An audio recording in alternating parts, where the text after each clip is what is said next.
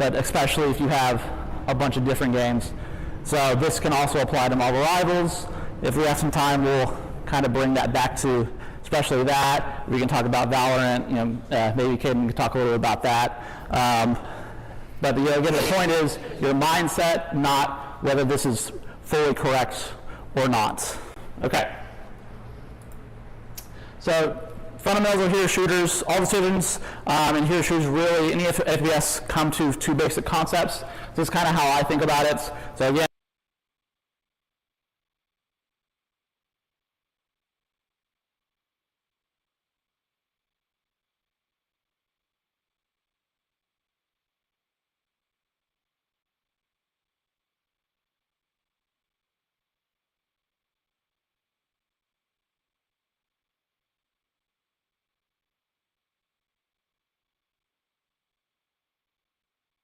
the single most important concept. Almost all, if not all decisions are based on the macro scale, should be based off the answer to one simple question. How can my team take/maintain space? Okay? So when we're talking about Overwatch, obviously we'll be playing that. It shouldn't be, how can I get a pick?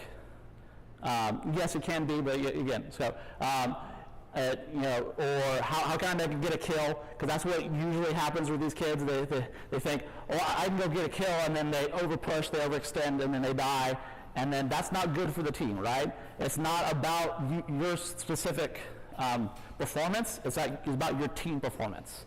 So that's why I say the concept should come back to how can we.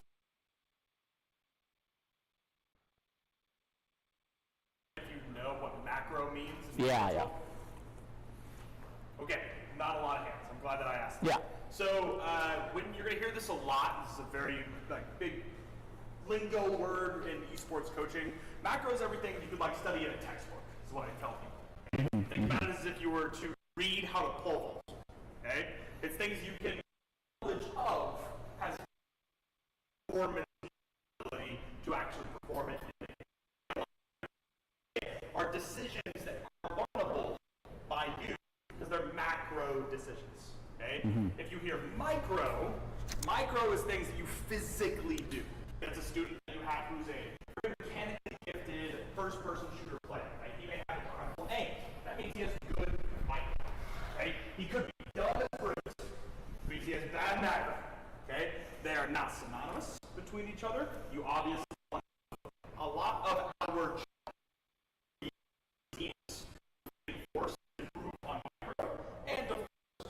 our students knowledge to problem solve and have better macro. Okay? But you're going to hear that phrase quite a bit as we talk about this, especially in the hero shooter category for a lot of games. So feel free to pop questions. Also, I want to ask one more. Can you raise your hand if you know what Overwatch is? Okay. That's a great question. Keep your hand raised if you played it. Okay. Raise if you've played ranked. Okay, that's a good chunk of you, honestly. Yeah. More a little bit different from organized play. Some of the things that we're telling you may be very different from your experience either playing with yourself or friends in ranked within Overwatch or other heroes you have played. But I'm glad that we actually have a good amount of this audience that has seen the game. Yeah, that'd be good fundamental for y'all. Nice. By the way, if I say anything that's over your head, ask that question of what did you just say? Because I'll try to come back to that. That's exactly why we have all this help to catch all that kind of stuff. I started this program a couple years ago, and I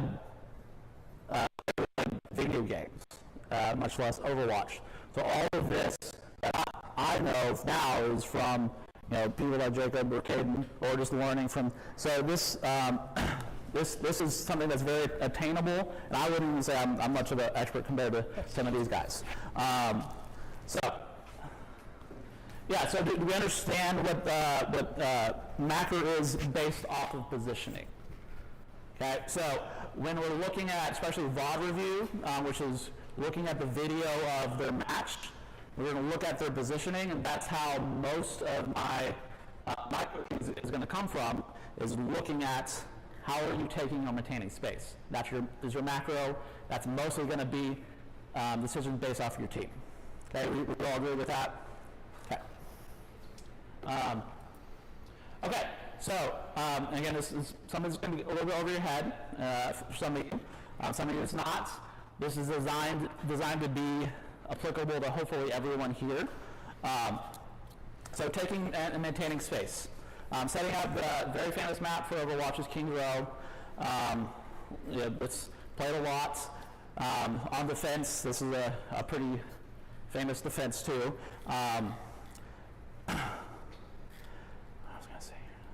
So looking at space, you want to be looking at are they taking height? Are they taking the choke area? Are they taking angles? So to kind of go over that is taking height is the areas that are elevated. Okay, so here we have this area right here, which is above the ground. You can look down, right?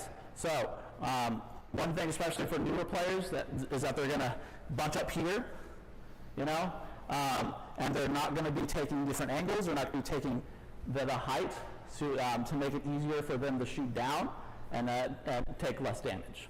Okay, so that is one big thing that, especially for new teams, can help you even if you don't know what you're looking at, like rivals or anything.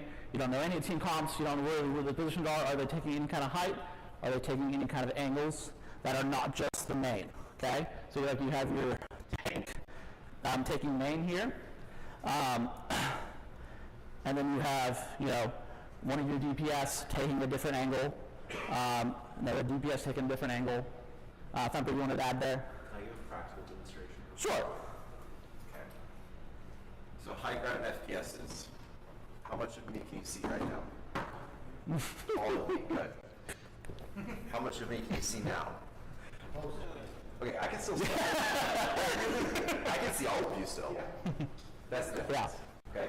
You're squeezing the amount of space they have to shoot you while you keep all your space. Yeah. That's the.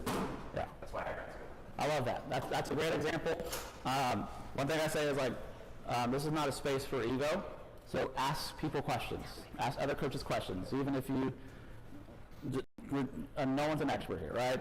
So we're all learning. So one thing why we take the height is to take cover. Right? You don't want your body to be out in the open. Okay, that's another big thing. Even if they're not taking height, if they're out in the open, they're mostly doing pretty good here. So probably the key right here is a little open. Like I would have them a little maybe over here, but they're not going to see. If they were out here on the full open, then that would not be a good position. Yeah. Can you explain why the defense is set up there? Tell them where the attackers are coming from. Mm-hmm. Yeah, okay, that's fair. So attackers are coming from here. Okay. They have not a pretty limited way to get into the point, which is right here. Okay, so they're trying to get to the point. So those people that don't know anything about this, they're attacking. They're trying to control this point, take the area. From here, they're trying to defend the point as in defense to make sure that doesn't happen. So they're taking what's called the choke, which here there's a bunch of chokers everywhere in different maps. Here is the main choke for the defense. They're mostly going to be coming through here, especially if they're new. They might take alternate routes over here, but we're not going to super get into that. The point is we have someone, mainly a tank, covering that choke. We have a support right here that is looking at least one DPS and the tank. And then we have a DPS here. This is one thing we'll talk about, is that your supports need to be looking at or covering at least one person, if not two. Okay. Ideally, they should have sights on another DPS, so kind of here and here, and a tank. Okay. So for example, this key right here could be taking height with the Sojourn right here, to cover with them. This isn't a great angle anyways because it's a long, what we call poke. And this is famous for having a widow. I'm not going to go on all of that. But anyways, this like here is not a great position for sojourn anyways, because they can get killed from a long ways. Cool. Anything you want to add, just like this basics of positioning before we move on? The best way, especially in hero shooters that are like highly mobile, so like your Overwatch and Mobile Rivals, things that people move really fast, there's a lot of movement abilities. One thing, an easy way that I explain it to my kids, think of it like a line of scrimmage. Right here is the area we're going to see a lot of conflict. We have to hold this space in back as strong as possible. They have to push from this space in as hard as possible. So when you think about this imaginary line of scrimmage, that kind of gets the kids thinking about where they probably should be, and not, if we're all right here, we're giving all this up for free. So imagine if the center was about to snap the ball, but all the linemen were five yards behind him. That would be very dumb, and your football coach would get fired. Same concept, is you have to hold that line of scrimmage as safely, but as aggressively as possible, and that's where a lot of decisions start to get made of like, how well are we holding it? How bad are we holding it? What's our next move? That is the space in the positioning that we're talking about. A lot of lower level teams will bunch up right here, right? They're not taking height, they're not taking different angles, and then when the attack comes, they're all looking the same way, okay? That's what you want to avoid, is the whole other team, or even one or two people can see everyone else on the enemy team, okay? That's not good for the enemy team, because you can just shoot down main, which is this is what this is right here, right? They can shoot down main, and then they'll end up killing one anyways. So how many of you guys have watched your teams play Overwatch with Sure. Okay. So how many times has your team gotten so quickly management and they go in and they just die instantly? Have you seen that happen? A lot of that is because of poor position. So like he was saying, a lot of teams kind of congregate in that one little area. When your team maybe doesn't know these main concepts of positioning, a lot of times they kind of go into this big brawl comp, even if the comp isn't actually brawl, it's just a mixed match of their favorite characters, and they all go in the same time. If they go against an equally mechanically skilled team that's well positioned, they're just going to get fried. Can I give another practical Sure. illustration? I love this. That's good. All right. So there's 3 positions in Overwatch. There's actually the same 3 in Marvel Rivals. Okay. The first one's tank. We're talking about space. If he's a tank and I'm a tank, okay, our number 1 job is he can't come towards me and I can't go towards him. That's our number 1 job. Now there's variations to that, like going around each other, but the rule is we're supposed to stay square with each other. Okay. That's the rule. Right? Doesn't mean we're always fighting, but it means that if I'm trying to go this way, he's blocking me. If I try to go that way, I'm blocking him. And you literally dance with each other. Offensive and defensive line. Okay? No. Think of it that way. That's the best way to think of that. That's There's the only best. one of those in Overwatch. Yes. Marvel Only Rivals one. 2, which gets, it's not Two twice twice. as complicated, it's 8 times as complicated. But so don't worry about that right now. Okay? You could. You could. Lifestyle choices. There's a reason that's not good. I'll talk about that in a second. So that's the number 1 rule of tanks. Okay, is look at the other tank Ready for and the next don't one. let them be on top of your team while simultaneously trying to get on top of their team. Okay. Second rule of tank: don't let the DPS go around you. Okay. So now we're DPS. We're different. Okay.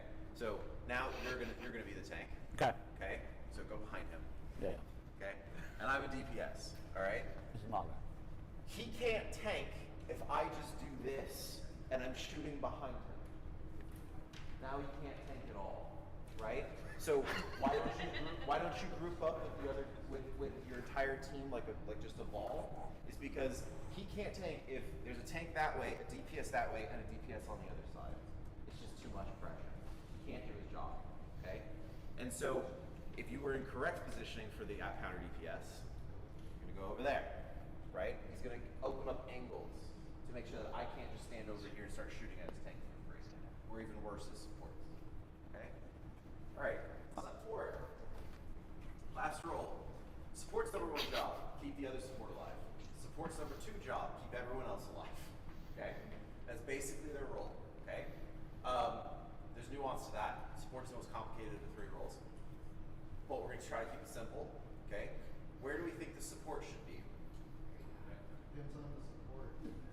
Depends on the support, generally speaking. In the back, yes. You need to be in the back. Because if you're in the front, there's less distance between the enemy tank and you, which means you're going to get walked on. If there's more space, then you don't have to. However, if you get too much space, oh look, there's a DPS over there now.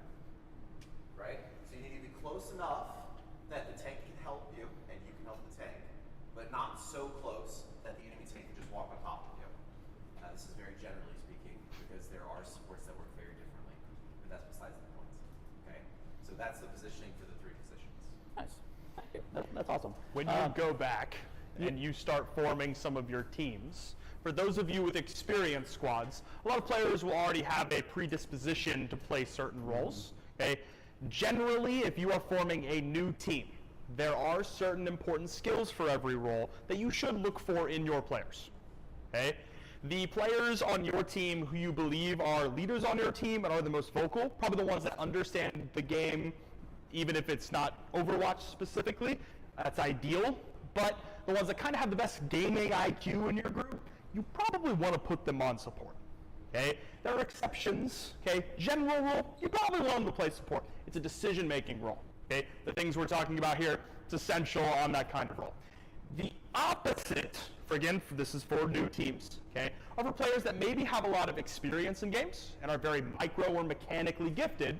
That kind of goes to the DPS, right? These are people who are going to be lining up the kill feed and can kind of let some of their poor decision-making be okay because they're mechanically gifted. They'll get the macro element as they play the game, okay? Tank is a beautiful kind of hybrid of both, okay? Sometimes the tanks that they play, because it's a hero shooter, every character is very diverse. You may get a lot of success by having a lot of players on your team that maybe you don't have a lot of mechanically gifted kids, but your kids are dang smart and know what they're doing and how to work together. Tank role could be good for them. You just need to stray away from a few of the other characters on the roster in the tank role. And the opposite can be true. You can have characters that are really confident and mechanically gifted, and there are other tanks that suit them as long as they can be a little vocal and get their team behind them. Okay? That one's a little bit of a hybrid. You get to play with that one. But as you look at forming your squads for the first time, there are general important skills to hit on. That's one people may disagree on, but no, I think that's great. I'm glad you all added to that. I just want to make sure who's feeling kind of like overwhelmed with, because I know this is a lot. Who's like, I don't understand what's going on. Kai's overwhelmed. Yeah. Okay. Okay, good. Okay, because I don't. The main thing is I want you to really hone down on taking space. Yes, that's good. But if that's the only thing you take away from this is how to take space, right? Does this transfer over to Like Marvel Rivals, Siege. Yeah. Oh. Okay. So Siege is, you can forget the positions in Siege. Yep. Sure. Yeah. Siege is entirely about angles. So Yeah. what you do in Siege is you quite literally on defense you set up kill boxes, and so that however many angles you can have on the same kill box, and however you can funnel the enemy team towards that is how successful the defense you have. And on offense, however well you can gather information and avoid those kill boxes is how good your offense Yeah. is. So Siege is an information game, not a positional game. Yeah. And the big difference is Siege, with any of the weapons in the game, if I see you, every time, especially at the highest level, it's like if I smell you, you're dead, what it feels like, okay? In Overwatch, it is not that way at all, okay? Especially if you're in kind of the middle to lower tiers. Fights in this game can last for 15 to 30 seconds in some cases. Siege, it's a second if you're bad, so. Yeah. So, like that's kind of why we're trying to frame it as taking space, right? Because that can apply to pretty much all of these. Right. Okay. So even if you don't know anything about Siege, and you see your kids, and you see one kid like go away from everyone, and they look like they're overextending because they probably are. They're trying to get a kill. Ask them, how are you taking and maintaining this space? And the value of the high ground is universal. Okay? Yeah, and you yeah, can take that's to also Fortnite, you can take it to Valorant, all of the hero shooter Yeah. categories. That's a universal. Cool. Any question? Two-parter on this. Sure. First, do you promote having your kids have shot caller on their team, this kind of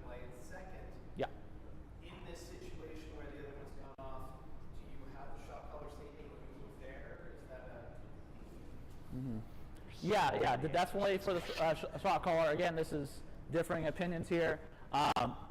Generally, that's going to be your tank. It just depends on who is like the given leader of that. You know, if you have a really, really good DPS or really, really good support, that usually kind of defaults to Ish the best player, but it generally is going to be your tank otherwise. You have a different opinion on that? Yeah, so I'm going to give you two. Take which one you want, leave the rest. Okay? First one is very basic. Your tank player is always what's considered like your front line most of the time. There are cases where it's not, but 80% of the time probably, you're never running past him. So a lot of people, especially when they're new, will default to making sure that your positional callouts, right, your shot caller on your team is your tank player, because when your team wants to be aggressive, your tank should be probably the first one to do it at a low level. When they need to back up, your tank will probably be the first one to do it, okay? If you want to try something different, some of the success I found with new teams is what I call like groups, okay? As you play with certain characters, there are certain synergies, right? Characters that work really well together, okay? I have found, especially in esports, you all have experienced this, you get pods really easily, right? Friends that maybe join together, or maybe they played a similar game, and that like they play together all the time. That's something you can really take advantage of in Overwatch. It makes things less complicated, and it makes sure that you're not like a hive mind in sorts. You don't want to be 5 ducklings in a row walking at everybody all the time, but you might want to be 3 ducklings and 2 ducklings somewhere else. You kind of see that here. You know, they're off here, even though this is not the best positioning. Yeah. Okay. So I found a lot of success in giving groups of like, I want a support person and a DPS person to kind of be a group, and their job is communicate with each other on positioning and decision making. And then you have a tank that kind of leads the squad of 3, or sometimes it's a support that leads that squad. Okay? So really 2, but it really depends on the environment in your room, like what makes sense for you. So. Good. I'll give a similar answer. You have 3 options. Pull, push, and converge. Yeah. Okay. Pull means your tank is calling and pulling all the ducklings behind it. Yep. Push means that your third support, which we're going to call flex support, but you don't have to worry about that right now, is pushing the entire team and he's staying in the back. And converge is what you were talking about, where you have different groups within the team, 2-man, 3-man groups, and they call to converge on a spot. Yeah. And so depending on the way your team plays, different communication patterns will be more successful. Yeah. The most common one in high school is push. Yeah. It's the support in the back saying, like, stay in front, because he's the only one that can see his entire team. A lot of times, the frustration comes from pull, which is your tank says, I'm going in, nobody follows, and then he gets mad. Yes. Because he can't see behind him, right? So Right. The younger they are, the more successful push is, because the person calling can visually actually see it happen. And he can also see if someone's not doing it and say, hey, come on. So push is at lower levels the most successful. Converge is the highest level one. Pull is kind of the in-between. Yeah. Good. Yeah. That's one thing you want to try to Make sure your tank player go against is that tank tunnel vision, because they're learning process looking at is one not thing. fun. It is definitely happening. Yeah, that happens everywhere. Yeah.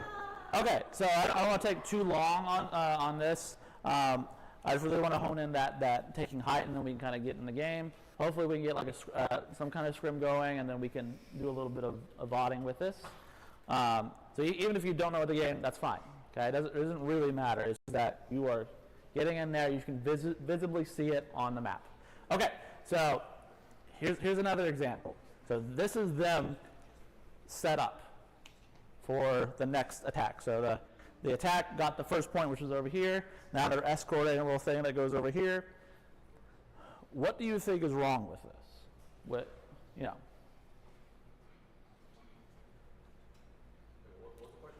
So what would you say if your team did this?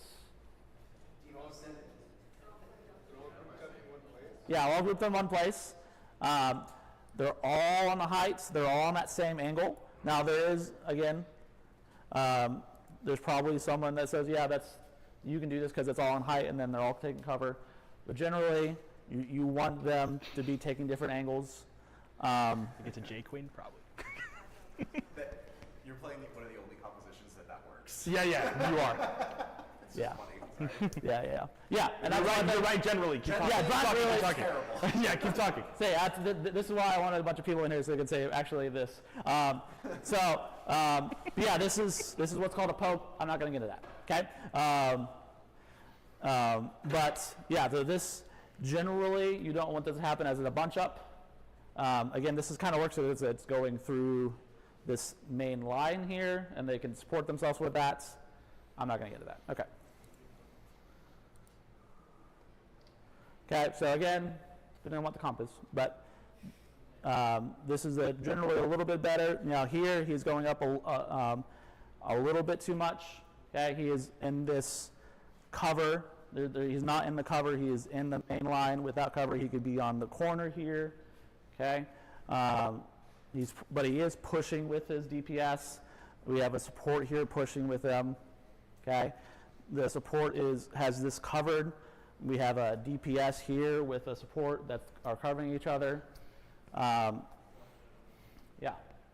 Okay, do you want to add anything to that? I know, again, differing opinions. I'm not going to get into it too hard, just so Yeah. you know that space can be determined differently depending on the characters played. And also space occupied is not the same as space taken. Characters can take space and not exist in it. Okay?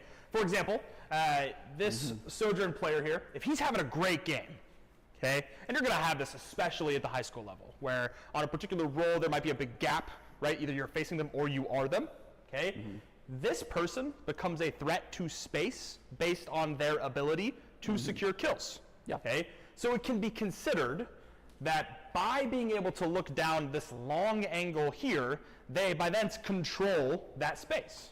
Okay, has been taken. There are some characters you cannot do that on. Okay, so for example, you could take this composition, right? May is a DPS.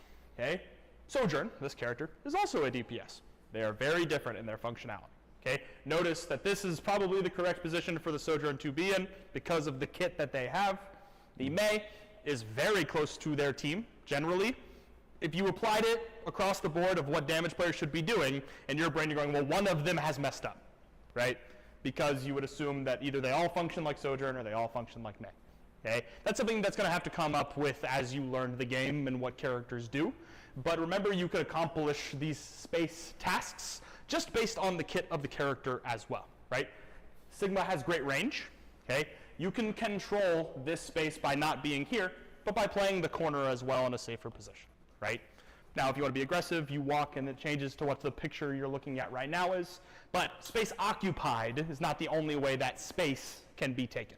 Okay? Sight lines is what we would call it. Okay? Can also result in space taken.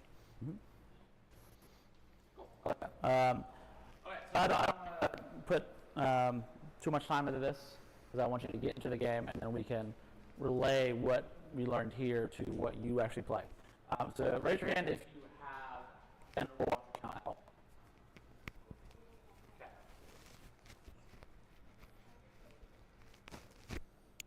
So it looks like we could do a full scrim. We might if we end up doing two, we'll be able to do 2 rounds. We might try to swap people who don't have an Overwatch account. But I know very brand new, it'd be pretty daunting. Okay, so let's see.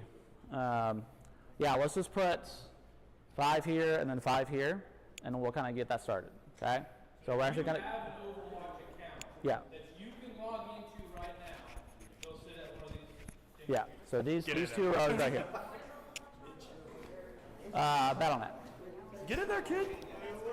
Yeah. You're going to be here. You might as well be a test. Now, if we don't have enough, we do have extras that we can get into. Okay. But I kind of want to see where we work.